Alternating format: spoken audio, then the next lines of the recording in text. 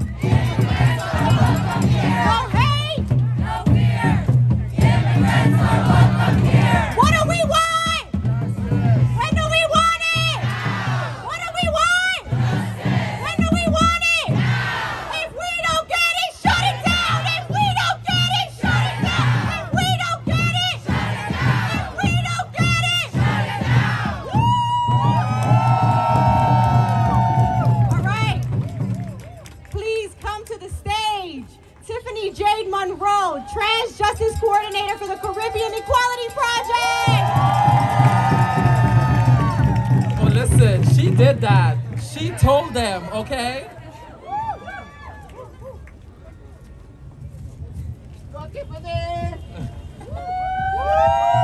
You know, I'm proud to hear that someone spoke about Guyanese, because I am a proud immigrant, undocumented trans woman from Guyana, and I am the Trans Justice Coordinator for Caribbean Equality Project. So today we stand at a crossroads, my friends. President-elect Donald Trump has brought us to a moment of reflection and uncertainty. It's a time to confront the challenges ahead and to come together, not in fear or division, but in hope, unity, and resolve. While some may feel discouraged, let us remember that any single election does not define democracy. Any one leader or any moment in time, we, the people, define it. We will shape the future we want to see in our actions, our voices, and collective solidarity. And now more than ever, it's time to rise to the occasion. Yes, this election may feel like a setback for many of us, especially for those who care deeply about economic justice, equality, reproductive rights, transgender rights, LGBTQ+ rights, and immigrant rights. But even in the face of challenges, hope is a powerful force. Hope motivates us to fight for change, stand up for what is right, and support one another when times are tough. We will not let this moment define us. We will define it. You know, amongst all of this, we must still celebrate a monumental victory for justice, equality, and the fundamental rights of all people in our great state of New York. The passage of Proposition 1. And this is a victory for our democracy, our personal freedoms, and the future of reproductive rights in New York. Let us remember that hope is not passive. It is not the absence of struggle, but the presence of resilience. It is the belief that we can and will make things better. We will organize, we will speak up, and show the world that the values of compassion, equality, and justice are alive and well in America. Now, folks, the road ahead will not be easy, but I have faith in the people's power, the strength of our communities, and the enduring spirit of our democracy. So let us take a deep breath, stand together, and move forward with purpose. The work is just beginning. Together, we can build a brighter future for everyone, no matter who they are or where they come from. When immigrant rights are under attack, what do we do? When trans rights are under attack, what do we do? When reproductive rights are under attack, what did we do? When our basic humanity is under attack, what do we do? I said, what do we do? I said, what do we do? Thank you. Our existence is resistance.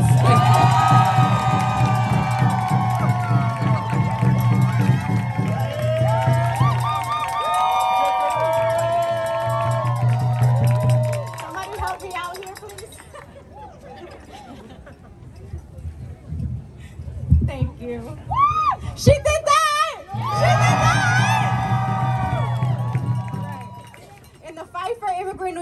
we have some allies and some friends. We've made them along the way. They've stood with us before and they're standing with us again today.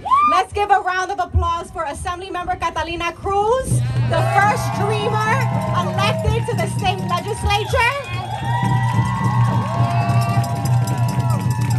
The Public Advocate's Office, Jumani Williams. And the Manhattan Borough President's Office, Mark Levine, who supported us in turning around some permits for tonight. All right, let's give them a round of applause, please. Thank you, thank you. All right, I'd love to introduce John Park, Executive Director of the Ming Kwan Center for Community Action. Yeah, no hate, no fear. Hello, New Yorkers. Hello. So, I'm just gonna add. This is Ming Kwan's 40th anniversary. So I just want to say, like, this isn't our first rodeo, okay? Like, we've actually kind of been here before. Not good, but we got this because we got each other. Right. On the morning of November 6th. And I think, like many of you, I was kind of figuring out, like, what stage of grieving I might be in at that point. And then I was feeling, like, the denial and the shock and all those, like, nonsense feelings. But then the true New Yorker came out of me, and I just kind of skipped those stages and went straight to anger. But then, like, that's right. But then, you know, listening to the beautiful music and the talent that we have earlier, you know, it kind of reminded me that if we are really out there for our liberation and freedom, we cannot rest. But if we're out there to really achieve our liberation and our freedom, we just can't sit in anger either. So I don't know what it was in me, but I just kind of snapped out of that angry phase because we can't wait for January 20th. We got a job to do. We have to get to work right now.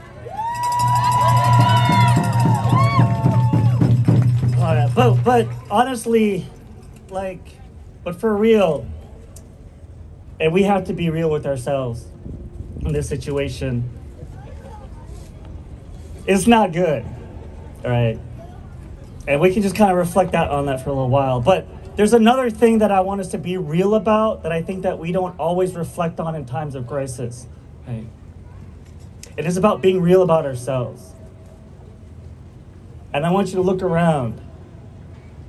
Because we're good too. In fact, we're fucking amazing.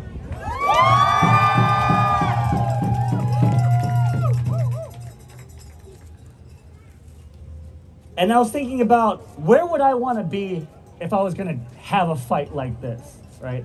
There's no other place that I'd rather be than with people in New York City, with the immigrant rights groups, leaders in our community. We have the best immigrant rights organizations, leaders, and partners in the country right here. That's right. We're here. Many immigrant rights organizations like those here today, including Ming Kwan, including the New York Immigration Coalition, including many out here on the stage. We have been doing this work a long time. We have been for decades building infrastructure and planning. So keep your heads high. Know your value and your power. Know where we are, and we're going to be okay. For the challenges that we anticipate, and I want this to be a reminder for ourselves, for a lot of our organizations, we have never been more prepared for a fight like this than we are today. And we need to recognize that power. And no matter what happens under the next administration, we are committed to safeguarding and protecting the lives and dignity of all immigrants, regardless of status. But it's okay to feel that anger. I'm not saying it's okay to feel, go through it, if you have to go through what you need to go through it. Feel your grief. But tomorrow, we roll up our sleeves and we get to work.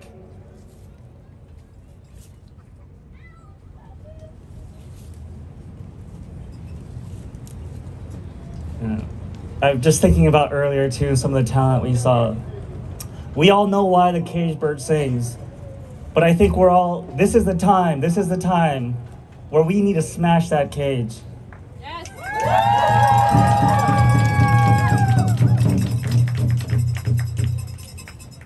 So check in on your loved ones at this time. It's gonna be hard, and I'm not gonna lie, it's gonna be some of the hardest things that we may have ever dealt with in the next 4 years.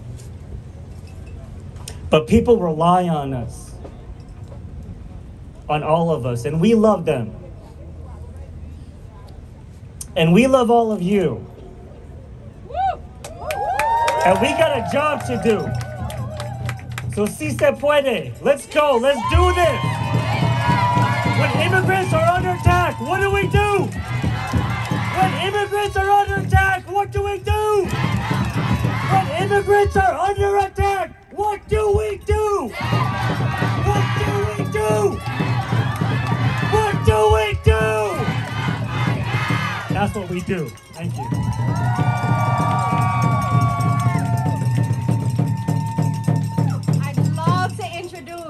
Akinde Kojo Sanogo, lead organizer for African Communities Together!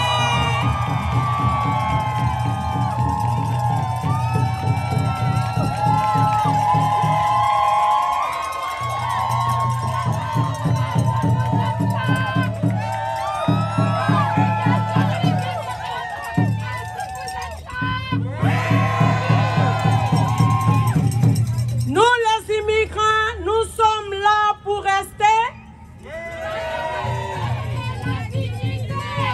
Nous les immigrés, nous sommes là pour rester. Good evening. Bonsoir. Salam alaikum. Anoura. When we fight. When we fight. Thank you. Today, as we come together at this moment, we must acknowledge the courage and resilience of asylum seekers who have embarked on their journey towards safety and hope.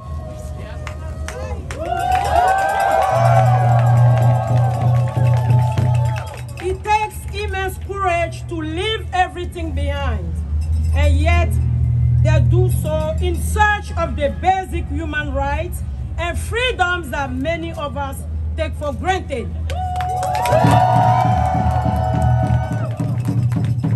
They are our brothers, sisters, mothers, children, and each one carrying dreams and aspiration shaped by their circumstances. That's right.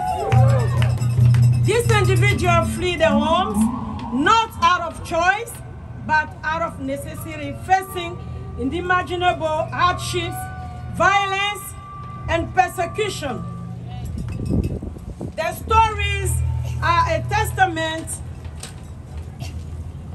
to the enwhelming human spirit and the desire for a better life.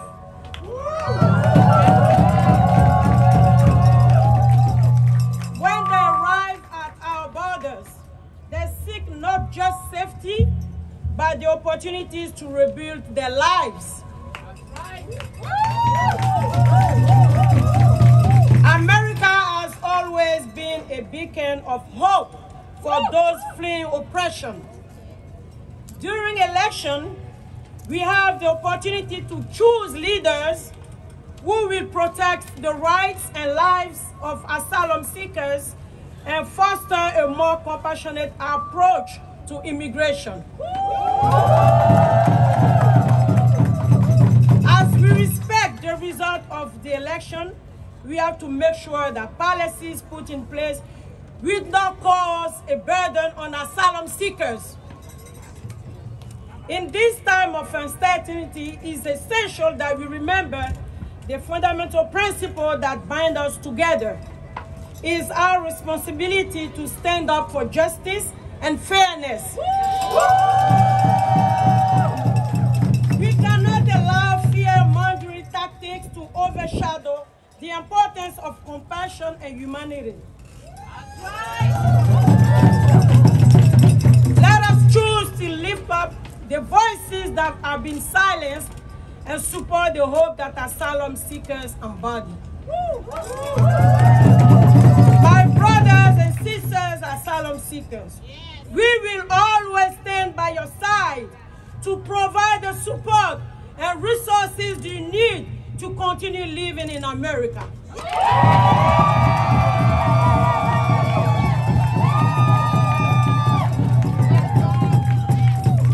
We have the power. We have the power. And let us continue to exercise this power along the way by fighting for our rights. We may have lost the election, but we have not lost the fight. We will continue to advocate for policy changes in favor of our people.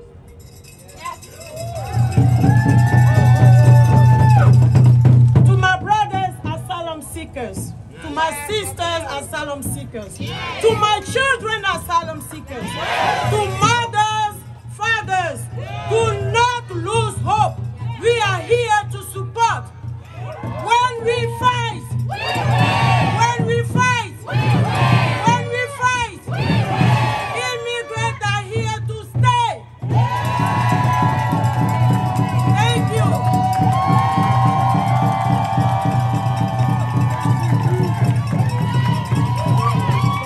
What do we want? ACT. Give it up for our kids.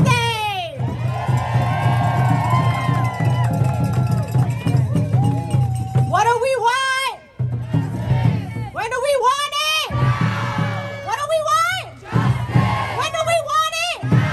If we don't get it, if we don't get it, if we don't get it.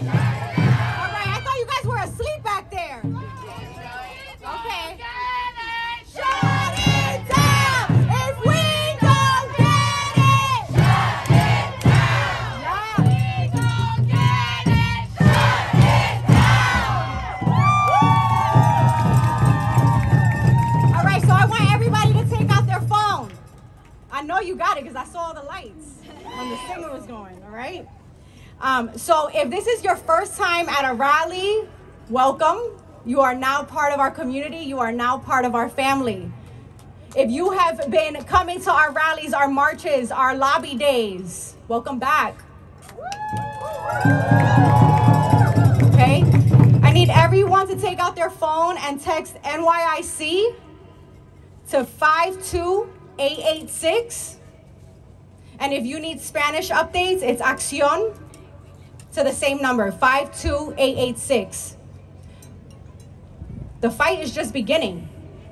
We need all of you to stay engaged. It's not enough to come here and get inspired, right? Yeah, we need your commitment. You're gonna continue to come out. We need you. Because, that's right. Because like Valeria said, we are all we have and we are all we need. Next, I'd love to introduce Faiza Azam, Climate and Labor Organizer at Align. Welcome. Hi y'all, I'm Faiza, Climate and Labor Organizer at Align. We bring together labor, climate, and community for a sustainable New York. I'm also here as an immigrant and a child of Bangladeshi Muslim immigrants who have worked extremely hard post 9/11 America just to make ends meet, and that's why I'm here, because of them.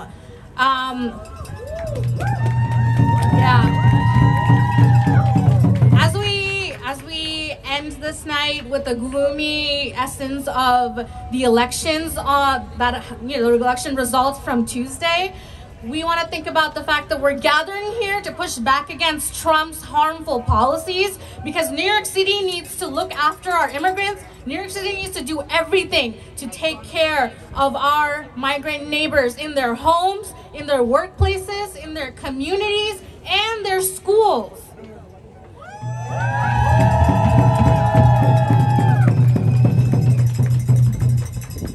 You might have seen this, but you don't know the statistics.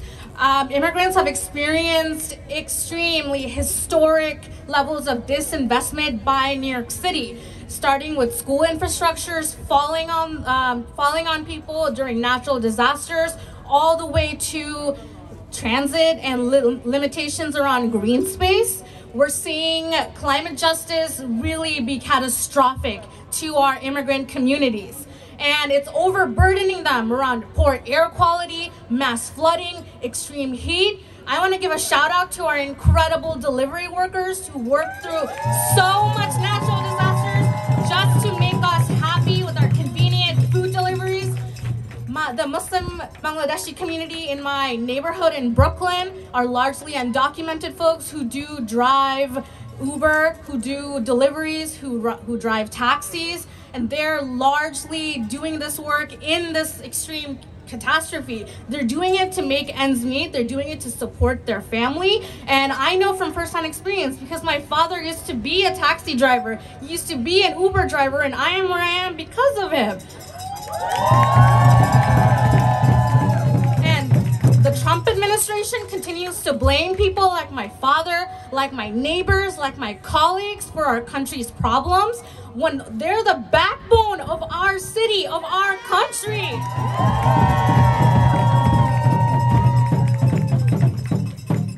We're gathering here in solidarity as workers, as climate activists, as young people, as immigrants, as people who care about other people, to really push for literally the safest and bare minimum solutions that make our lives significantly better, because we can't let fascism win. We can't. We need to make sure that our delivery workers are safe, that they're not being attacked or accosted by ICE, that they can safely make a living, survive in this city, especially do so in a way that doesn't harm their well-being because it's too hot, or it's way too cold, or it's raining, because they're human too. They're human. The taxi drivers are human, or Uber drivers are human, or essential workers are the ones who keep our city running, keep our city moving. But Align is here. Our goal is to ensure that climate justice is worker justice, which is also immigrant justice. Yeah. So we're here to join the growing voices, to join all of you, to join our workers, to make sure that when we stand united, we're powerful. Now, I want y'all to chant with me. This is a different chant than you've heard throughout the night. Migrant justice is climate justice. Migrant justice is climate justice. Migrant justice is climate justice. Migrant justice is worker justice. Migrant justice is worker justice. When our planet is under attack, what do we do? When our futures are under attack, what do we do? When our planet is under attack, what do we do? When our neighbors are under attack, what do we do? Tell me what democracy looks like, y'all. I can't hear you. Tell me what democracy looks like. Thank you all.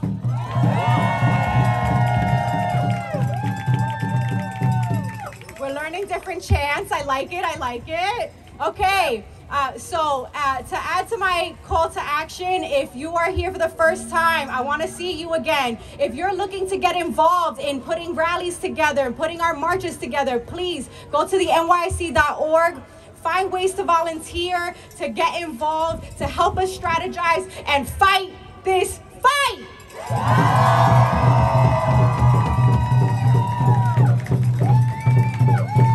All right. The people united will never be defeated. The people united will never be defeated. The people united will never be defeated. El pueblo unido. El pueblo unido jamás será vencido. El pueblo unido jamás será vencido.